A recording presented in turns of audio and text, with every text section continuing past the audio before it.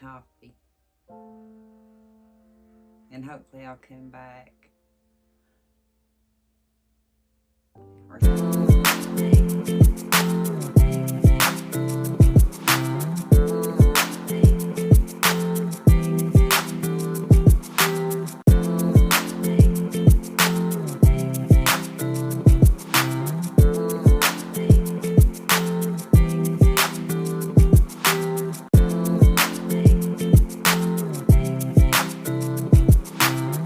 my coffee. And hopefully I'll come back. Or should I sit here? Because I'm afraid if I leave, I won't remember to come back. Until it's too late and I forgot what I'm doing. And you can forget what I said at the beginning of the video. I will do that another night. But you can still comment below and let me know what you think about the idea. This is how my brain works at night. I have these thoughts in my head a lot of times. I just don't vocalize them.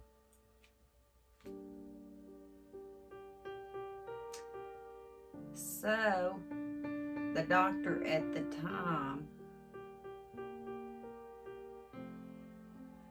that treated my wrist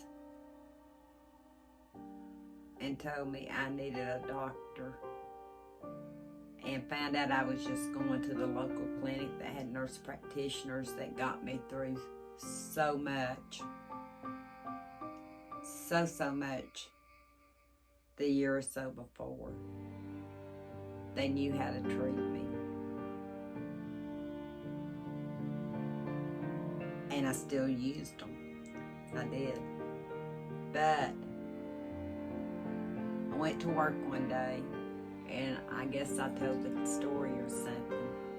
And Gary, the guy I worked for, said that he listened to this doctor on the radio and gave me his name, Dr. Ayers. And that I might want to give him a call, that he thought he might be a good fit for me. Because I had already tried one doctor when Dr. Rutledge from the walk-in I went to told me I needed a real doctor. But you know, a lot of times now when you go to the real doctor, you see the nurse practitioner now. So I don't know what the big deal was. They would have treated me the same way. But I guess I had one advantage. He was closer to age than me, and he suffered, I think, the same thing I was diagnosed with, I believe I remember. Rheumatoid arthritis. And I had to start going to a rheumatologist. So I found out what the issue was. And of course, I did various treatments and stuff back then. I thought I needed to do everything exactly like I was told I needed to do it. Found out later on you don't always have to do it that way. And sometimes it can be more harmful to you. And we may talk about that at some other time. Why finally after... Anyway, before I say that. So I found my new doctor. He understood the illness I was suffering with, the rheumatoid arthritis. He done everything in his power to understand as much as he could about my brain injury. And he told me flat out,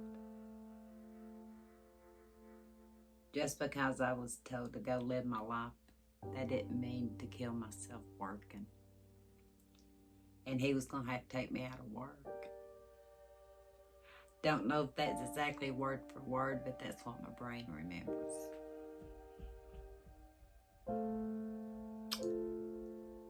He actually wanted to take me out probably permanently then. But I talked him into 6 weeks. He made me promise to come back, and I did. he wanted to take me out permanently then, and I did not want to give up. I thought I could get better. Little did I realize that I had put myself in a worse position, and it took me longer to get out of it. So, he put me on 6 months. Month after month started going by. And Eli was still in Kitty Station, which was helping tremendously with some of the issues he had to deal with. Also, he started occupational therapy and stuff while I was trying to mend, and Michelle and Kenny was trying to carry the load at that time. Without them, yeah, it would have been bad. But into the 5th month, I realized Dr. Ayers was right. I still wasn't getting much better. I didn't want to keep people hanging. I knew I had to move on. That was hard. To be so independent and the will to do. It was hard. But I did it. Which wound up being a blessing in disguise. It did. Yeah. So it took me, Eli was 15 months. He started pre-K. He just went half a day. By then I, of course, home full time. So it was me and him in the mornings. I'd do my very best to stay awake till he got done at pre-K because, yeah, I'm looking around. That's what I do when I'm thinking in my head. I look around. Or I'm staring at the TV screen. So, what was I telling? Okay, Eli was in pre-K. And I was used to driving an SUV, so we got me a little Kia Soul because it sat low. I didn't have to do any heavy lifting. I could just help Eli get in his, I guess it must have been car seat at that time. I don't think he was in booster seat. So then I'd come home, and of course way back before YouTube, I still had animals.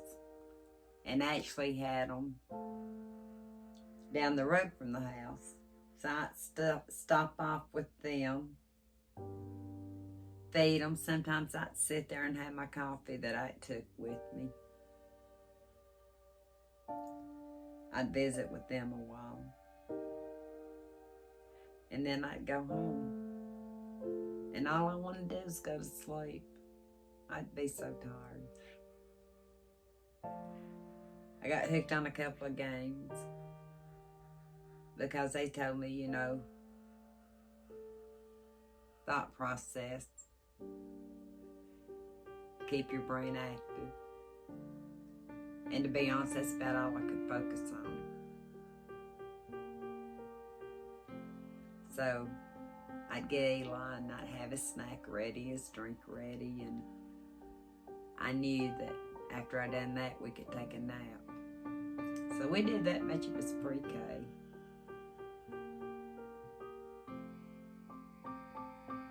Yeah. So, I may come back here tomorrow night and might pick it up with Omi. How's that? I think we'll start at that. Don't forget the idea I told at the beginning because I'm still going to do it. But maybe Omi might want to sit and kind of tell you. Because I remember my doctor asking me, has anybody said they noticed a difference in you? Have you noticed a difference? And of course, what are you going to say? No. Except that I was tired. And I couldn't sleep. My brain wouldn't shut down. But I'd be exhausted. I'd want to do and I couldn't do. But like I said, they told me neuro fatigue.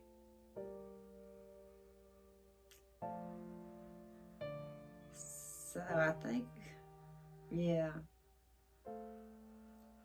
I'll just pick up sometime with Omi.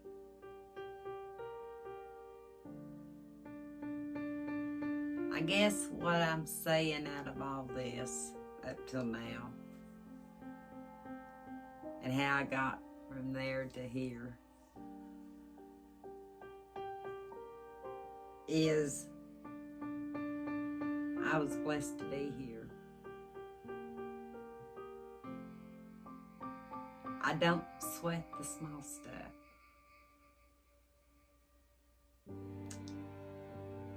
I can't lie and say sometimes things don't go through my brain. I'm human. But as I tell Omi, I can get it to leave. Once it goes through, I think about it. I make it exit. I can put blinders on. Although, the better I get, the less I can put the blinders on. Hence, working on projects. Because there's a whole another story that happened before even this one. But being September, Brain Aneurysm Awareness Month, and I didn't do one last year. I really thought I would, but I couldn't.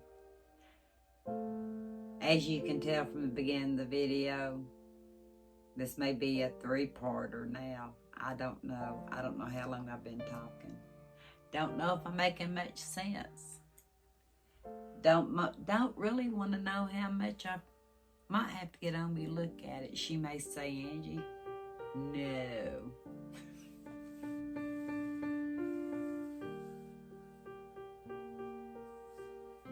But I'm blessed to be here.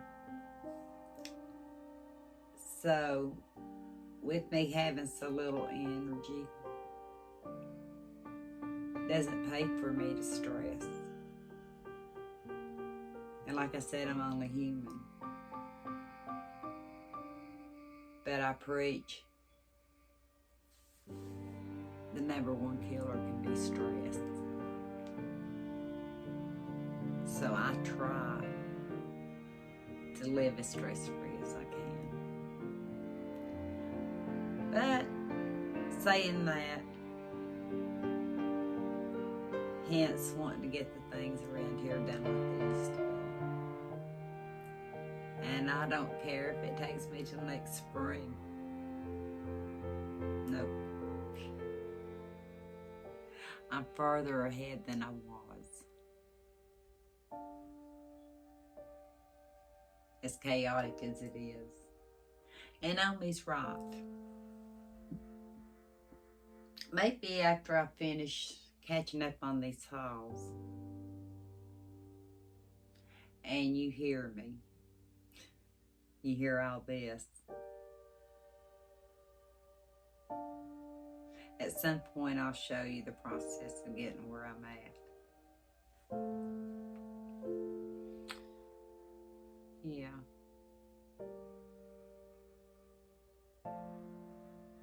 Maybe this needs to be a whole series from here to September. I mean, we're in September.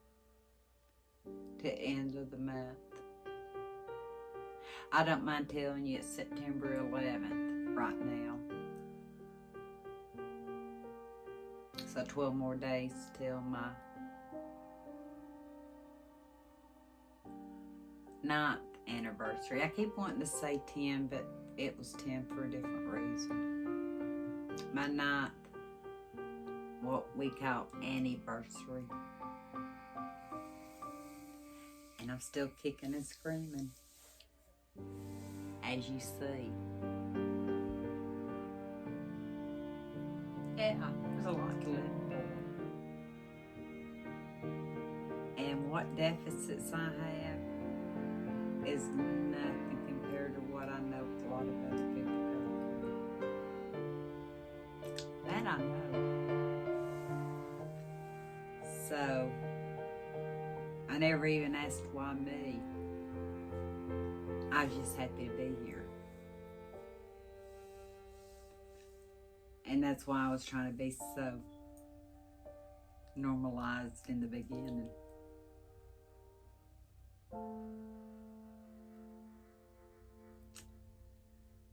Yep. I'm opening opening myself up to being told, Angie, you wasted your breath.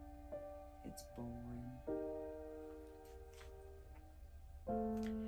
But for somebody else, it might be comforting, because through the years I've met many people affected by aneurysm deaths, or even my niece's uncle, not related to us, but her uncle from her dad's side, passed from the same rupture I did. And through conversation through the years, it's come up here and there. I even met one special one that doesn't really live too far from me. And she has a YouTube channel called Daisy King Farms. And I'm trying to get her name right.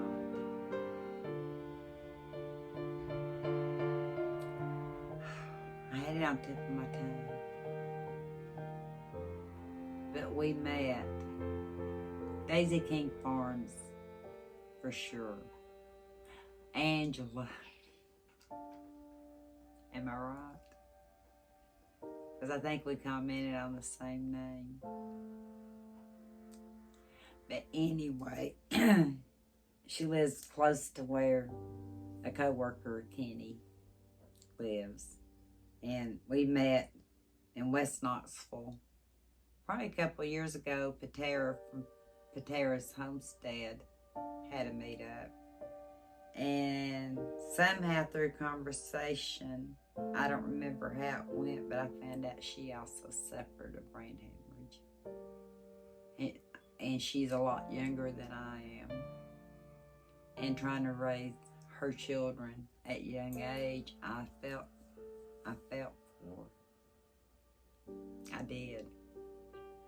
But she has such a cheery personality. But yeah, Daisy King Farms, I believe, is her channel.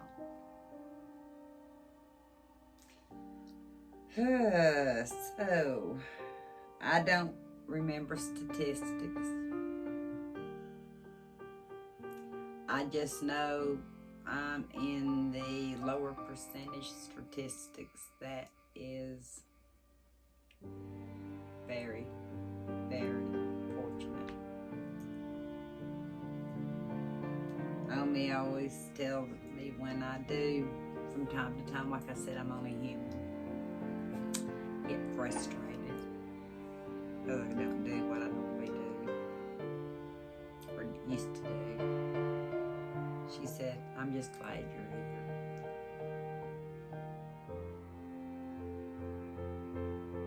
So yeah, I'm in this little series because that's what it's turned into. Might just be a 4-parter. I don't know yet. So,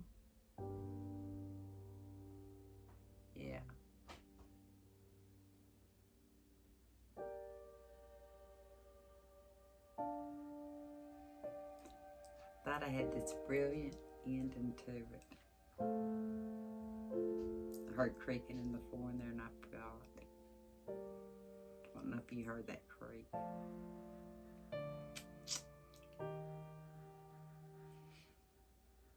Like I said, I forget.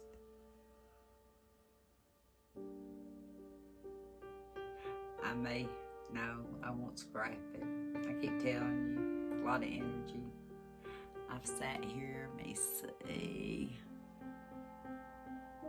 over an hour. Is that right? An hour and 1 minute?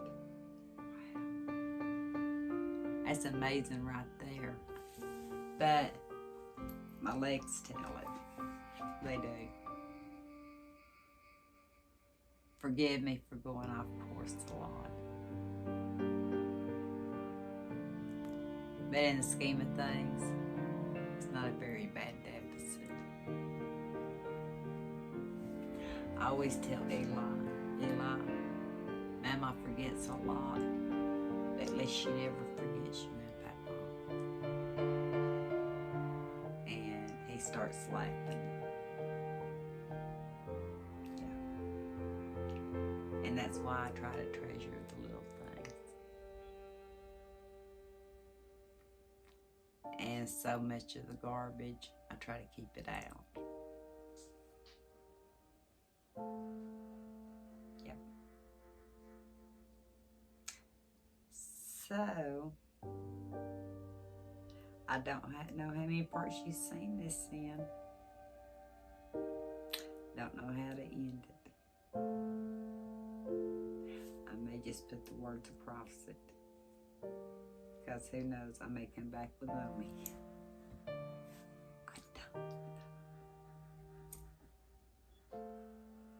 I'm going to bed. I'll let you know what the